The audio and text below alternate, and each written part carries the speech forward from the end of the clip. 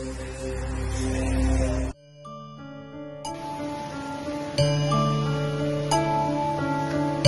शिव शिव शिव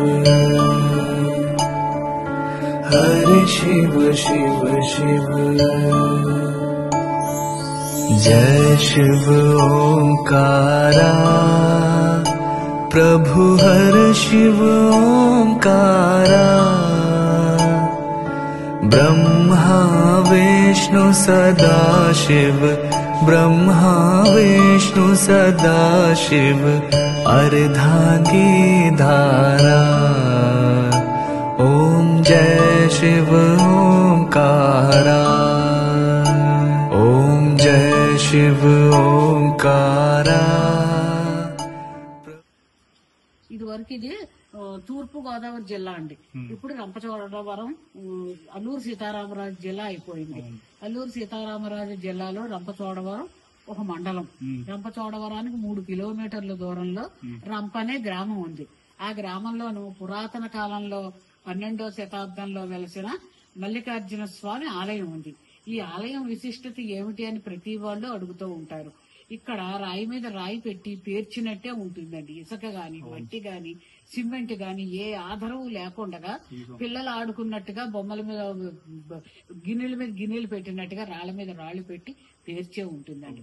ఇక్కడ పరమాత్ముడికి నాగేంద్రుడు నిజమైన తాచుపం ఇత్తడికి నాగాభరణంలా చుట్టుకుని మనకు అస్తమానం ఇదివరకు మా నాన్నగారి టైంలో అస్తమానం దర్శనం ఇచ్చేదండి. ఇప్పుడు అప్పుడప్పుడు ఇస్తోంది దర్శనము, కానీ గుళ్ళోనే ఉంటుందండి. ఆ పాము ఎప్పుడు గుళ్ళోనే తిరుగుతుంది. ఇక్కడ కార్తీక మాసంలోను మహర్నాస రుద్రాభిషేకాలు, ఏకాదశి రుద్రాభిషేకాలు, అన్ని అభిషేకాలు కూడాను తెల్లారగట్టే భక్తులు చోడవరం నుంచే మన చోడవరం భక్తులే వచ్చి ఇక్కడ చేస్తారండి. మా తమ్ముడు మా అబ్బాయి రోజు వస్తాడు కార్తీక మాసం నెలను. ఉత్తప్పుడైతే సోమవారం వస్తాడు. వాడు ఉద్యోగం చేసుకుంటున్నాడు కరెంట్ ఆఫీస్ లో. నేనే అర్చన చేస్తాను. ఇక్కడ దూర ప్రాంతం నుంచి వస్తారమ్మా. ఎక్కడెక్కడి నుంచో వస్తారు. ఈ నాగపలక ఉందండి, కొంచెం ముందుకు వస్తేను లోపల నుంచి. ఈ నాగపలక దర్శనానికి వాస్తు దోషాలు, గ్రహ దోషాలు, మానసిక దోషాలు, పెళ్ళవన వాళ్ళకి పెళ్లి అవుతుంది, గ్రహ దోషాలు బాగోని వాళ్ళకి బాగుంటాయి. ఆ నాగేశ్వరుని పూజిస్తే అంత ఘనమైనది మనకి లభిస్తుందండి. అవంతంటూ లేదు ఇక్కడ. ఏ భగవంతుడికి పూజ చేసినానో పరమాత్ముడు కూడా స్వచ్ఛమైన భగవంతుడు అండి.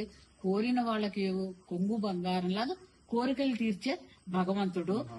ఎక్కడెక్కడి నుంచో ఇతర దేశాల నుంచి కూడా మన భాష రాని వాళ్ళు కూడా ఈ ఆలయానికి వచ్చి దర్శనం చేసుకుని మా అమ్మగారు నిజంగా మీరు ఎలా చెప్తే అలాగే జరుగుతోందండి అని చెప్తున్నారండి. తల ఆంచి దండం పెట్టుకోమంటారు. నాకు ఏమీ తెలియదు.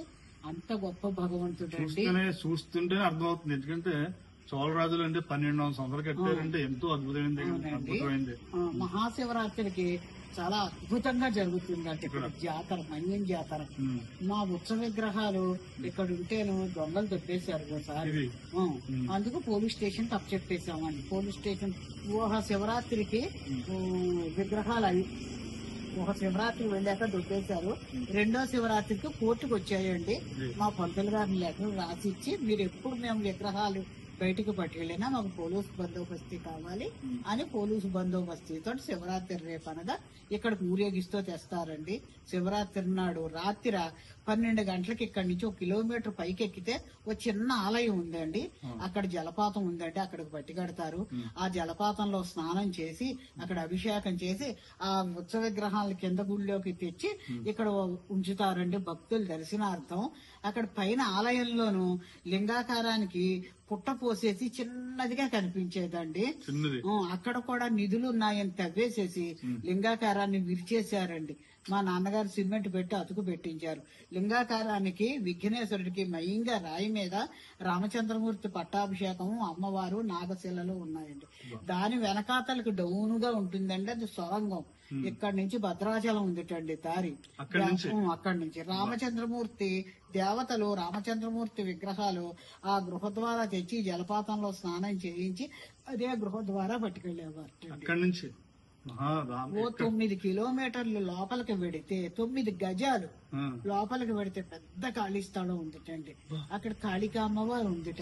అల్లూరు సీతారామరాజు గారు ఆ గృహలో దాక్కునేవారట.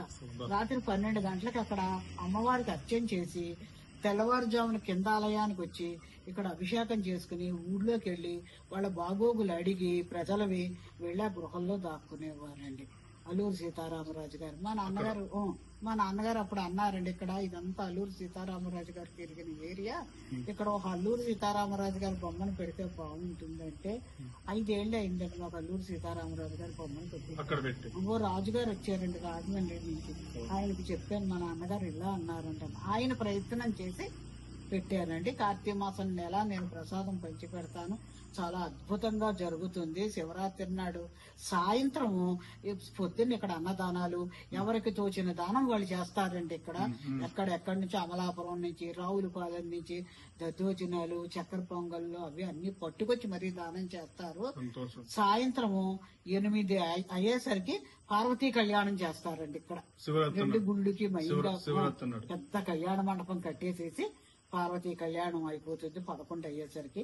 మళ్ళా 12 అయ్యేసరికి లింగోద్భవ అభిషేకం చితాభస్మంతో జరుగుతుందండి. కాశీ నుంచి మాకు చితాభస్మం వస్తుంది, నేపాల్ నుంచి రుద్రాక్షలు వస్తాయండి. మా చెట్టు రుద్రాక్ష చెట్టు అదిగోనండి, త్రిముఖి 3 ముఖాలు మా చెట్టు రుద్రాక్షలు అన్ని అభిషేకం జరుగుతాయండి. అందరికి పంచిపెట్టేస్తాడండి మా అబ్బాయి రుద్రాక్షలు. చితాభస్మంతో లింగోద్భవ అభిషేకం జరుగుతుంది, అద్భుతంగా జరుగుతుందండి. ఇంత కార్లు వేసుకుని గుంటూరు నుంచి, హైదరాబాద్ నుంచి, ఏలూరు నుంచి, విజయవాడ నుంచి రాత్రి అభిషేకానికి వస్తారండి చాలా మంది. ఇక్కడ కొండాళ్ళ పాటలతోటి, కోయి డప్పులతోటి జాతర ఎలా జరగాలంటే అంత అద్భుతంగా జరుగుతుందండి. ఇది గుడిమాకు వంశ పారంపర్యంగా వస్తుందండి. సంతోషం. చూసారు కదా ఎంత అద్భుతంగా ఉన్నది. ఇక్కడ అమ్మ చెప్పారు, ఈ అద్భుతాన్ని ప్రతి ఒక్కరూ గ్రహించి ఇక్కడ వచ్చి ఈ మహాశివుడిని దర్శించుకుని ప్రతి ఒక్కరూ ఆశీర్వాదం పొందాలి. అలాగే దీన్ని ఇంకా డెవలప్ చేయాలి. ఎందుకంటే రేకేసారు, రేక కాదు, ఇక పెద్ద మరి శివాలయం కట్టాలి. మరి ఎన్నో నిధులతో కూడినటువంటి మన భారతదేశం ఇటువంటి పురాణాత గుడిల్ని ఇంచుమించుగా 1200 సంవత్సరాలు అంటే సూర్యరాజులు నిర్మించినటువంటి మహా శివాలయం ఇది. మరి దీన్ని ఇంకా అద్భుతంగా చేయాలని చెప్పేసి ప్రతి ఒక్కరిని కోరుకుంటున్నాను. రాష్ట్ర ప్రభుత్వాన్ని, ఈ యొక్క నాయకుల్ని, ఈ లోకల్ నాయకులను అందరూ కోరుకుంటున్నాను. కంపల్సరీ చేయాలని చెప్పేసి నేను కోరుకుంటున్నాను.